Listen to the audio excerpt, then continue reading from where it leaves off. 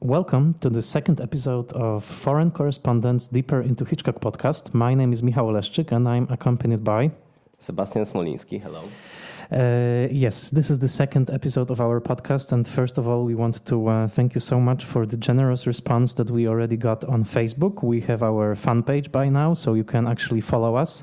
It's called, just as the podcast is called, Foreign Correspondents Deeper into Hitchcock. So if you feel like following the podcast, please subscribe to it on Spotify and at other services, as well as follow the fan page on Facebook. Also, we have an email address, so if you feel like contacting us through email, our email address is hitchcock.podcast@gmail.com. Exactly. So the last episode was devoted to Hitchcock's first surviving feature, The Pleasure Garden from 1925. And today we are moving on to the second surviving feature, The Lodger, A Story of the London Fog, made in late 1926, but actually premiering in 1927. There was one movie sort of in the middle of those two, The Mountain Eagle, which is still lost. We mentioned that film the last time, but there are still articles and books that are being devoted to this film, right? Yes, that's correct. Because of course Hitchcock is such a critical darling that it's not enough for many film buffs to watch his surviving movies. There is The Mountain Eagle is the only Hitchcock silent feature that is lost. And there's maybe not mystery surrounding this movie, but certainly some people feel that there is, a serious gap in Hitchcock's existing filmography. And when I think about it, when I think that that's the only movie that we cannot watch nowadays by Hitchcock, I'm thinking about Kenji Mizoguchi's filmography, and there are like dozens of silent movies lost, and there is drama about it, but probably not as big as about this one single Hitchcock movie, which we cannot watch nowadays. And the funny thing is that Hitchcock himself, he was famous certainly after Hitchcock Truffaut book. He was famous for criticizing his own movies, and The Mountain Eagle is one of these that he wasn't satisfied with. That's what we can say from the interview. Right. He is very critical of it, and also probably the Mountain Eagle's biggest claim to fame is the single photograph of Hitchcock directing, pointing his finger in sort of agitation with Alma Reville in the background and with Baron Ventimiglia in the background, his cinematographer. And you can see the whole ecstasy of directing a film in this single photograph. So for that reason, Mountain Eagle is also notorious. But, let's move to The Lodger now, because this is the film that was famously called by Hitchcock himself the first real Hitchcock film, not counting, I guess, A Pleasure Garden. Definitely the first thriller in his oeuvre, even though it's not purely a thriller, but we also will comment on that in a second. A film that, as we said, was finished in late 1926, and which was actually shelved by the production company. They didn't like it at first, right? Yes, that's a very interesting story, because Hitchcock had some enemies, as far as we know, among filmmakers. Maybe enemies is too strong a word, but he was badmouthed by some in British film industry, and his co-worker actually watched this movie and said, "Oh my God!" said to the producers, "It's a terrible movie. I cannot understand anything. You cannot, release it." And people believed him, like the filmmakers, the distributors believed him, and they first they shelved the movie, then they decided to make some changes. Right, and the person who actually was called upon to make those changes or to suggest those changes was Ivor Novello, very interesting figure in British film culture, who was sort of a curator. He was running a film club that was very influential at the time. He was showing on Regent Street, actually Hitchcock was a patron of that film club. They were showing mainly German movies and Soviet movies of the period, and Ivor Novello was very literate in terms of films, and he was sort of called upon upon to give his opinion of the film, which is interesting. It's like a film critic being called upon, to give an opinion. Is this really good or is it bad? And he said that it's very, very good. He suggested some minor changes, including the design of the titles. Now in the movie we have those gorgeous titles designed by Edward McKnight Kaufauer, which are sort of cubistic, surrealistic, beautiful titles. And then the movie was released, and of course then 1927 starts, which was the most productive year of Hitchcock's career. 4 movies made in a single year. Even Woody Allen cannot beat that. This is really, really prolific. Those were the times, right, that you could shoot 4 movies. Yes, this is interesting. That just to comment upon this, the figure of Montague, that at these times we can read it in Hitchcock's biographies. The division between journalists and critics and filmmakers was really not that sharp. There were Hitchcock knew a lot of journalists, and sometimes filmmakers, like PR people from film industry, became journalists after that, and so these roles were interchangeable to a certain extent, which may cue us why Hitchcock felt comfortable with journalists, because they were his friends at the time. He grew, he was growing in the industry. Socializing with journalists at the time. Yes, that's true, but also we have to remember that Ivor Montague was someone more than a just journalist. He was mainly a curator in a way, and he was actively influencing the British film scene of the time. He also influenced a lot of documentarians, like John Grierson, for example, by showing Soviet films, but that's another story. For today, let's start discussing The Lodger, the film, its plot, its actors, its style. And first, let's start with the material, with the screenplay. A familiar name pops up in the opening credits of the film, that of Elliot Stannard, the screenwriter, who adapted a novel by Mary Belloc Loudons, who, as it turns out, was a very, very prolific authoress of mainly crime fiction. And Alfred Hitchcock actually said that he saw a stage adaptation of this book by the title of Who Is He? Sounds like a game show, like a TV game show.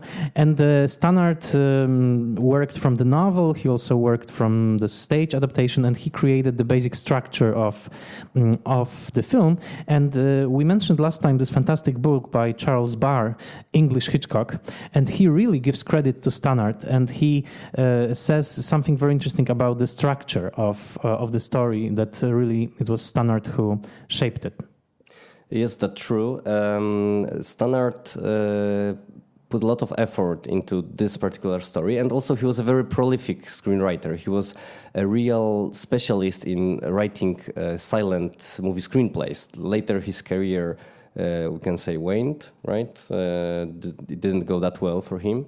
But at this time he was really a pro. He was also writing we could say, screenwriters' books. And they made several changes. Of course, I think the main change, we can say, is connected with the star of the movie, Ivor Novello. That was the big difference. So the question which accompanies us as viewers through the movie is that, of course, is the Lodger a killer? Is he the Avenger who's killing women every Tuesday? Because that's the basic plot. It's sort of a riff on Jack the Ripper figure, and the question if he's a killer or not is of course crucial. And in the book, I think we can say in the book we know pretty fast, pretty early, that he is the character of the Lodger is really a killer, but the stage adaptation changed that, and he wasn't a killer after all.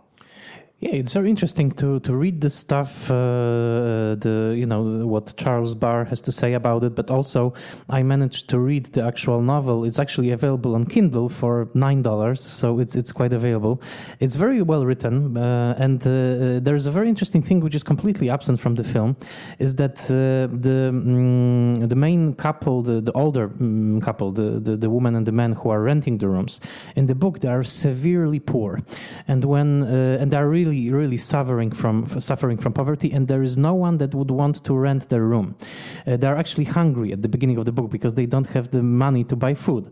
So when the lodger arrives, he's like a godsend. He's like, they're so happy to have him, and then the landlady even she like thanks God for sending this guy. Whereas in the film, the very first appearance of the lodger is borderline demonic, I would say. Oh yeah, this is certainly one of this, we could say, Nosferatu moments. It's one of the best Hitchcock moments probably ever.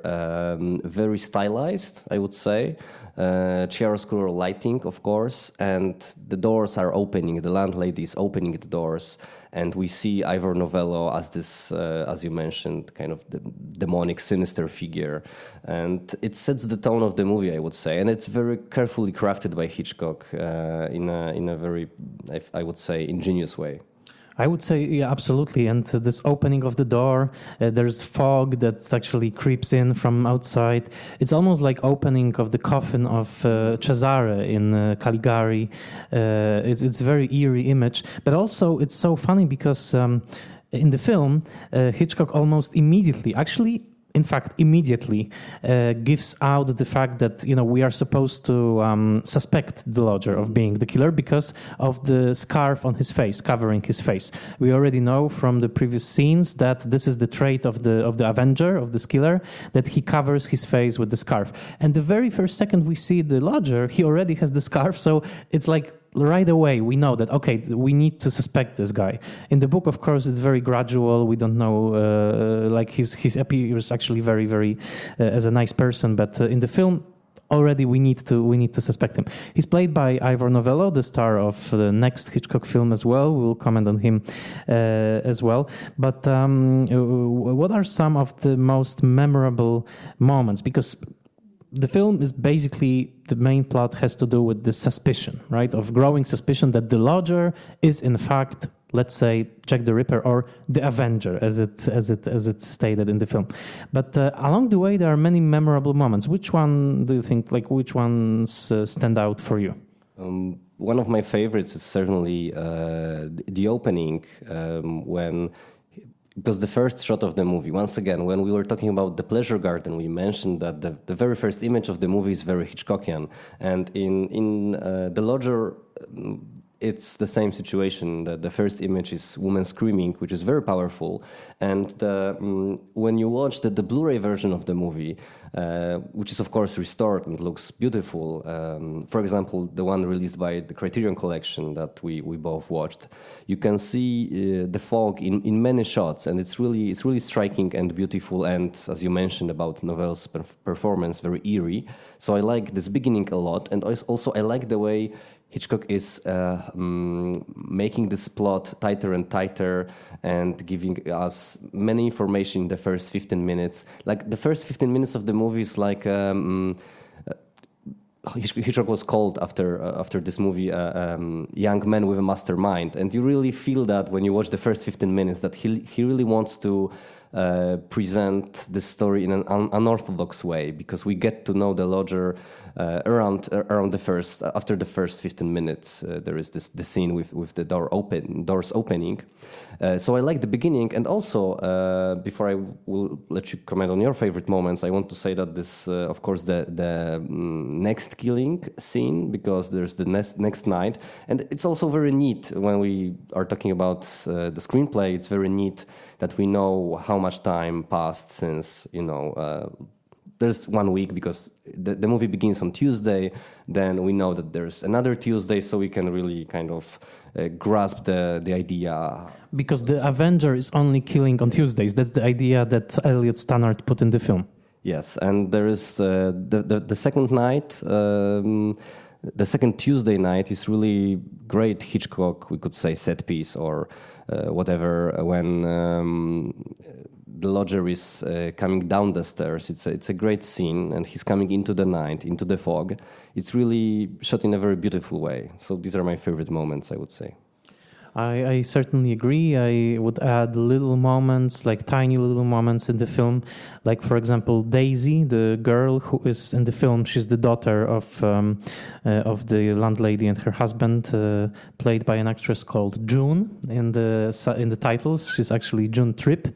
When she's taking a bath and she's sort of playing with water with her toes, a very fetishistic Quentin Tarantino moment, I would say, but also something that probably evokes, in our minds at least, the shower scene in Psycho. There's also the wonderful moment when actually the very final image of the film appears, and Daisy is hugged by the lodger. We never learn his name, that's funny. Mm-hmm. It's always the lodger, but they are a couple by the end of the film. She chose him over Joe, the plain policeman, who is both poorer and much uglier than Ivor Novello. He's played by Malcolm Keane. And they are hugging, Daisy and the lodger, and it's like this happy couple moment. But then in the background, the two-night golden curls sign is flashing, just like it was flashing at the beginning. So it's actually reminding that there's this sort of dark mystery or dark murderous aspect to sexual interaction. And we never know if possibly the lodger, even though he turns out innocent, maybe he also has those murderous side to him. So this is a very nice final image, very ironic, very Hitchcockian. With the added irony that there's a sort of class consciousness at play, because it turns out that the lodger is actually very wealthy. We see this palatial home that he's walking down the huge stairs, and Daisy really is marrying money, let's say. But there's this little joke that's, I think, very, very Hitchcockian, and it comes from this boy who grew up in a grocery store. When the mother of Daisy, she brings a toothbrush that the lodger left behind. So he can probably afford a diamond toothbrush if he wanted to, but the mother is so conscientious, she brings him the toothbrush. Oh, you forgot this, sir. So it's a very Hitchcockian moment. So there are many moments like that. For me, absolutely, I agree. Unparalleled is the first 10 minutes. It's the masterpiece opening, and I think also it's the first David Fincher film ever, because there's all this sort of procedural. We see the police machines, the telegraph, the whole process of spreading the news. We don't even know who the main character is at the beginning. No, we don't. And there's this, we could say, epic scope of this first 10 minutes. Hitchcock really wants to show us the way the city functions, the way it's also a very kind of a small essay about the spreading of information. In this, let's say we're in this information age. He's showing us all the most important media except for the cinema, because we have some burlesque neons, of course, because this curly hairs. There's a lot of there's a lot of let's say titles and words in this first 10 minutes. This is something that will be, for example, absent from Downhill, his next movie, which I hope we'll comment upon it, that has very few titles. But in this first 10 minutes, Hitchcock is kind of joining images with words and kind of playing in a playful way, showing us the connections between them. So yes, this is very interesting, like showing us the insights, the way London is really operating as a... So it's a bit like a city symphony. That's the last association I have. Absolutely, and there will be some traces of City Symphony in Downhill as well, the next film. In our next episode, we'll discuss it. I completely agree. You can tell that Hitchcock was a title designer after all, because there are all those wonderful stylized titles. For example, the animated Two Night Golden Curls, which actually has this very, very nice, delicate, shimmering reflection at the bottom of the screen. So you can tell that the title is reflected in water. It's very very, very beautiful. I completely agree. But also, I would say that this opening 10 minutes is fantastic. It's sometimes almost avant-garde. It's also it shows the definite influence of the German expressionism, and this is something that Hitchcock himself pointed out in interviews. That yes, I did work at the UFA lot, and I was learning, and you can tell. I think, but also I love how the opening really sets up some, I would say, sadistic overtones of the whole film, because there are those weird moments, very Hitchcockian moments, of course, when, for example, the young man is scaring the older lady by pretending to be Avenger, and he takes pleasure in her fear. There's the moment when a girl, we are behind the scenes of this Golden Curls review, and a girl, they are undressing, and one of the girls scares another by dressing up as the Avenger, and also she takes pleasure in it. She laughs at her when the other girl is scared. The girl dressing up is actually laughing at her. She takes pleasure in bringing fear to other people, which is exactly what Hitchcock is doing. He likes scaring us. He likes playing practical jokes. And maybe later on in this podcast, we'll talk about some sick practical jokes that the actual Hitchcock was playing. They are not funny at all, but they are scary. I would say that they are scary, what Hitchcock was capable of when he wanted to humiliate someone, for example. What did you think of the way that Ivor Novello was presented as sort of star of the movie? Because he was a star. He was actually a star of British cinema at the time. What did you think of the treatment of him by the camera, by Hitchcock's style? Of course, when you read Hitchcock or interviews with Hitchcock, he says in a kind of, I would say, not very nice way that he had to do everything to kind of cover his lack of acting, let's say, experience or acting skills. So I think many viewers come to start to watch The Lodger and maybe follow Hitchcock's remarks, but I would say Novello is really great in this one, because he brings really some unique quality. He was hailed, of course, as the most beautiful man in British film. He was not the actor in the first place, of course. He was the author of songs, lyrics. He was author of plays. The next Hitchcock movie will be based on his play that he co-authored, actually. So, and also from today's perspective, I cannot but think about the fact that he was homosexual in his private life, and not really that private. He was, he was quite open with other filmmakers and people from society, and it brings this special flavor to his performance in this particular movie. And of course, when you read intertitles, kind of from this perspective, there are very funny intertitles. For example, saying that the policeman Joe is saying when he sees that the lodger is. The lodger doesn't want the paintings of women on his walls, and he says, "Oh, that's good. He's not into girls," for example, right? Or the landlady says he's a bit queer, and from 2019 perspective, even if the word queer didn't mean that at that time, you sense there's some interesting sexual tension in this character.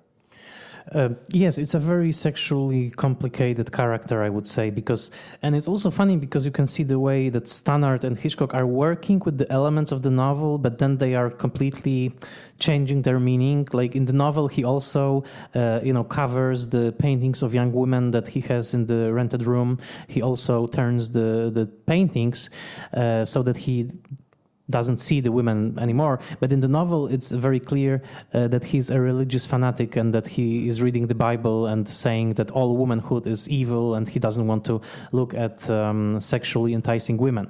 In the movie, as it turns out, it's because he doesn't want to relive the trauma of losing his sister, because that's who he is after all. He is an avenger in a literal sense. He wants to avenge his sister and all the other women that the actual avenger, whom we never see. That's also interesting. We never see the actual murderer.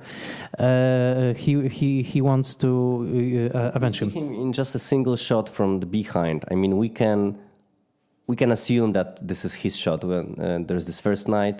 Of course, from the back, he looks the same as our hero, so we cannot be sure. You're right. We never look him in the eye, let's say. We never have this pleasure of uncovering his face. But yeah, so this is interesting. And the sexual elements, actually the film is very confused in many ways because, if you want to trick the audience in the first 40 minutes by, pretending that he's evil, and then you are turning him into this paragon of goodness. Hitchcock is setting some traps, which actually, in retrospect, when you are watching the film again, are problematic because, for example, in the very first scene that the lodger has with Daisy, he's like predatory. He's leering at her, like she's serving him breakfast, and he's leering. He's shutting the door, like he wanted to assault her sexually. So that doesn't, sort of add up with the later image of this angelic, guy who is avenging his sister. So that's definitely one problem. But also what I like about the film is how the queer elements, as you said, are played to stress the class differences. Because we see him in this silk robe, delicately patterned, playing chess, with Daisy. It's all very refined. He's, wearing this light, elegant clothes, the scarf. And then there's Joe, the policeman, who is actually very coarse. He's ugly. The actor, he is not appealing to look at. Ivor Novello is, of course, beautiful.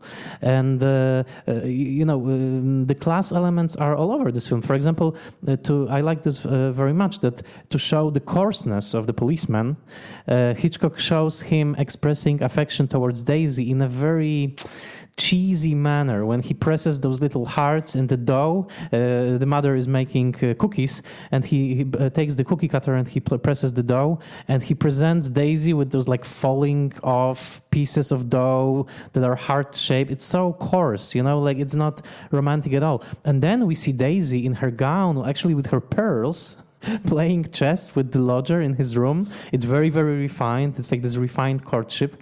And what did you think of Daisy's profession in this film? Because it's interesting. Oh, yeah.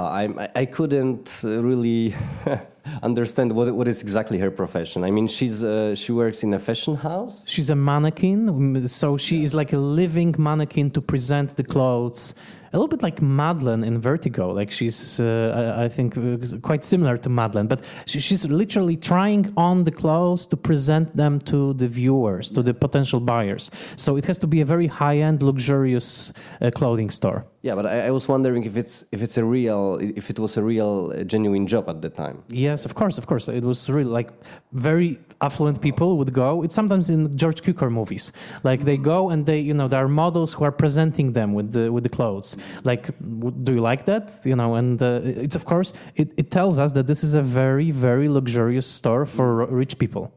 Yes, and we find Lodger there in one of the scenes. He's watching, and of course, it's I don't know if her profession is the same in the novel, but it seems kind of deliberate to show. Hitchcock likes showing, as you said. I think he likes showing class differences in his English movies, especially. His next movie is also about class to a large extent. I mean, Downhill. So certainly, he shows this different worlds, and the world of the house in which the lodger is renting a room is kind of old-fashioned England, and the fashion house is on the opposite. It's like people with money come there, and also it's for us as viewers, it's an opportunity to, of course, put our gaze onto beautiful women. Yes, that's true, and also it's the first real indicator that the Ivor Novello character has big money, because he actually purchases the dress for Daisy and he sends it to her. So he has to have the money to do so. And I completely agree. There are those class differences. There's also, again, I'm coming back to this triangle between the lodger, Joe, and Daisy. There are those interesting, again, sadistic elements, which doesn't surprise us in Hitchcock, between those three. For example, Joe plays this very nasty prank on Daisy. He handcuffs her. It's a very brutal scene, I think. Like she doesn't want to be handcuffed. Okay, like it's not like she's playing along. She's actually telling him, don't do this, and he handcuffs her, and he's laughing. There's also this sort of sexual overtone of the moment when Ivor Novello takes the poker when he wants to stoke the fire, and actually there's a cut organized around that. There are many scenes which play both ways, and it's in a way it's a virtue of this movie, but some people hold it against the lodger. That, for example, we have this scene with the poker, and we as viewers we may suspect that maybe he will do something nasty to her, but in retrospect we see that it's this scene, that the chess playing is part of the courtship in a way. But yes, Joe is certainly, as a character, he's shown as a man who revels in power in a way. And you mentioned that the scene with dough and with hearts, which he kind of cuts from the dough, is coarse. I would say it's also, in a way, it reminds me of this Chaplin-esque warm, because it's in a way it's primitive. Maybe it's not as romantic as Daisy would like to kind of experience this romantic feelings, but there is once again this warmth in this scene. Of course, he turns out to be kind of obsessed with the lodger, and this movie is also about this obsession. I mean, there are two obsessed characters, I would say. No, even more than two, because the lodger is obsessed with avenging his sister. Joe starts to be obsessed with the lodger, and of course his feelings towards Daisy are mixing with his feelings towards lodger, and he tries to convince himself that he's the killer. And also we have the landlady in this marvelous scene we mentioned when lodger is going into the night after the first week of his stay. She's the perfect Hitchcock. This is funny because she's the perfect Hitchcock voyeur, because she's eavesdropping, but she's not using her eyes but her ears. But Hitchcock is showing us, of course, all of that. He's not giving us the it's impossible in silent cinema, right, to give us the audio cues. Well, yes, she basically, the landlady is afraid that her lodger is the killer, so she imagines sort of. I mean, he's actually going out of the house, but as Charles Barr in his book argues, this is as much showing the actual exit of the lodger from the house as it is visualizing the worst fears of the landlady, who perhaps only fashions him to be this very, very sinister figure. When he's walking out, there's all this light and shadow play and the camera angles that make the exit the most sinister thing you ever saw. I also loved, by the way that light is being used in the entire film, because I think that it's incredible how Hitchcock is using light both in realistic terms, like, for example, when we first see the actual room in which the lodger will be living, there's this fantastic moving light that indicates the cars moving outside and the reflections that the cars and moving vehicles are throwing at the walls. That's fantastically rendered. And also all the scenes in the darkness with the shadows, the very expressionistic light that is cast from the window in the landlady's room, which is straight out of expressionistic films, etc. And you mentioned the obsession. Of course, that's true. Actually, Joe at one point even compares himself to the Avenger. He says something like, "I also have thing for blondes, just like the Avenger, and just like Hitchcock one could add." So and yes, the very very last shot of the film is Daisy's face. So that ties to the first shot of the film in which we see. Which is, by the way, of course, it's a far-fetched comparison, but it's a bit like Blowout, when in the first scene, the character of John Travolta is looking for the perfect scream. You mean Brian De Palma's film of 1981? Yes. So in the first scene, the John Travolta character is looking for the perfect scream, and then at the end he finds it. So we have this kind of ABA, let's say, structure in this movie. Not surprising, given how much De Palma was influenced by Hitchcock, and sort of conspicuously so. This film has, of course, a lot of interpretations already. I mean, The Lodger, and we really recommend the wonderful Criterion disc of the film, which holds not only The Lodger, but also Downhill, the next film that we will talk about in our next episode, but also a fantastic set of extras. I was surprised in one of the extras, actually, there is the whole blueprint of the entire house where the Mr. and Mrs. Bunting live, and the author of the video essay actually says that the whole outline of the apartment building is impossible by the way that Hitchcock presents it.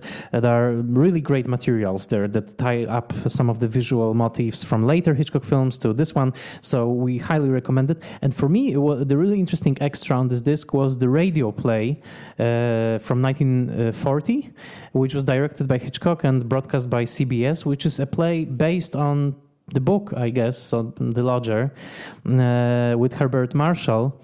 And it's funny, at the very end of the play, Hitchcock does something that is downright, I would say, 1990s postmodern, which is all characters go out of character and they start talking to Hitchcock, and they say to him, "Oh, please, Mr. Hitchcock, tell us, is the lodger really the killer or not?" And Hitchcock replies, and this is not his voice, actually someone is playing Hitchcock. He says something very coy, like, "Oh, you shouldn't be so inquisitive." And actually the radio play ends with no reveal, like we don't know. Was he the killer or wasn't he? So in the book, he was. In the theater play, he wasn't. In the film, he wasn't.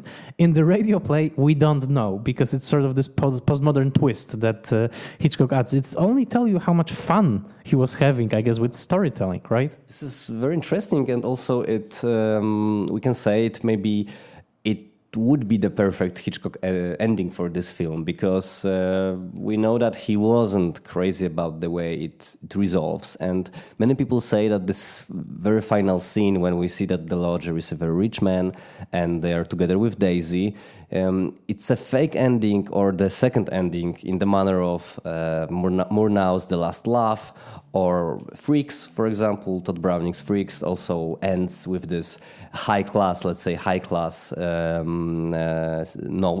in the scene. So I would say there is something not really credible in these last minutes, and of course probably in the future Hitchcock would do his best to go away with this kind of ending, because it kind of diminishes the terror, we could say, right? So this movie, as we mentioned, it's a mix of a thriller and melodrama.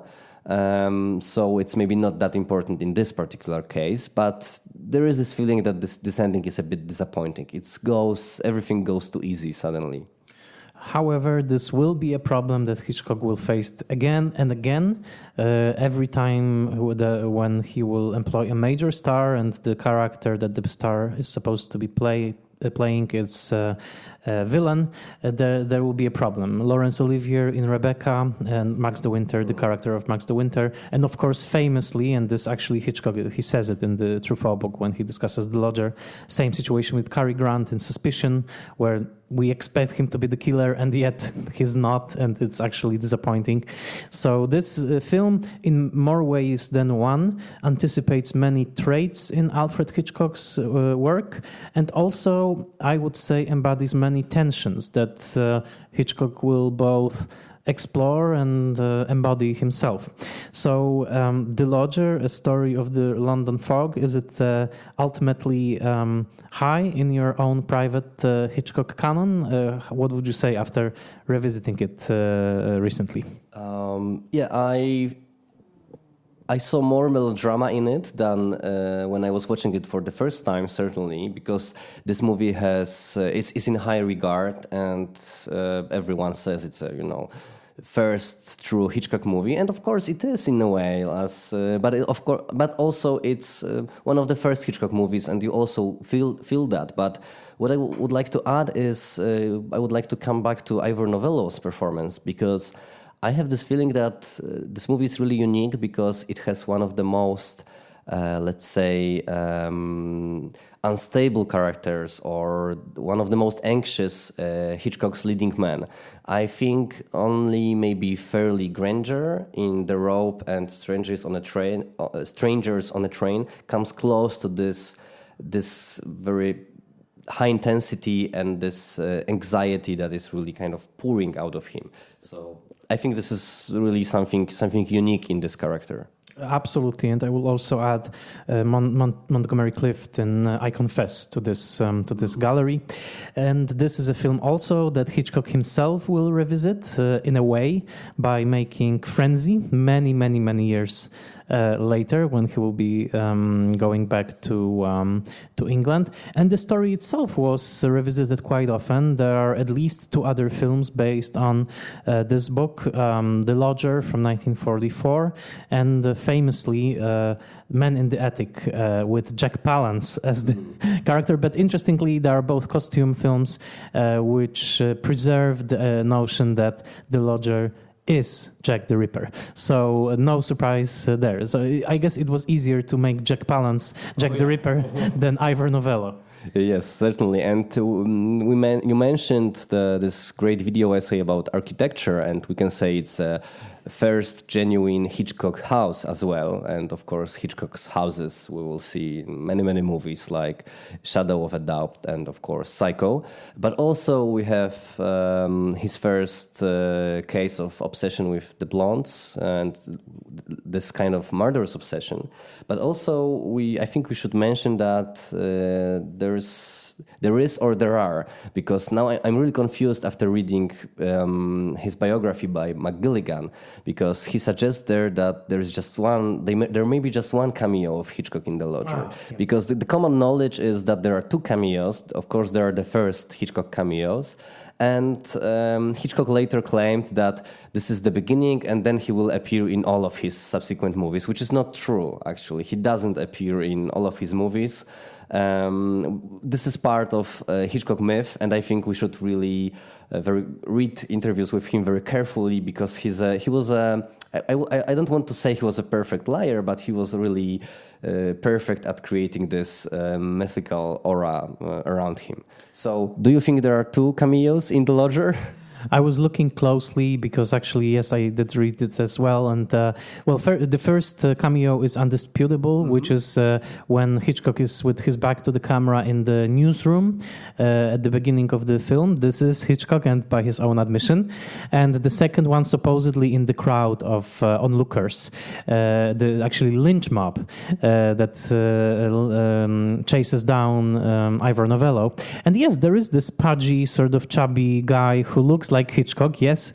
And actually in his visual essay, William Rothman on the Criterion disc, he says that it is Hitchcock. He says this with certainty. But many other authors, including Charles Barr, actually put this in doubt. So I don't know if there are 2 Hitchcocks or 1 Hitchcock in the film. I guess this will never be resolved, since we don't have means to do it. But also, ending the episode, I guess I wanted to say that one other feature, and we cannot overpraise this Criterion disc, of course, is that I was very moved by the inclusion on this disc the fragments of original recordings of the Truffaut-Hitchcock conversation, because you can look in the book Truffaut-Hitchcock or Hitchcock-Truffaut and read about The Lodger, but actually the whole section of the conversation of The Lodger is included on the disc, and you can hear, the teacups being rattled, the translator translating, some small differences between the text and the actual conversation. So it's wonderful to hear Hitchcock talking about this film with, I would say, considerable pride. I think he was proud of the film, and this was the film that was, after all, called the best British film of its time. So he had the reasons to be proud. So this is all that we had to say about The Lodger, the second surviving Alfred Hitchcock feature. We hope you enjoyed the episode, and in the next episode, which will come in 3 weeks' time, because we decided to put out 1 episode every 3 weeks, we will discuss a movie co-written by Ivor Novello and starring Ivor Novello, the star of The Lodger, the movie called Downhill. Thank you so much for listening, and we hope that you will tune in to listen to the next episode of Foreign Correspondence. Deeper into Hitchcock.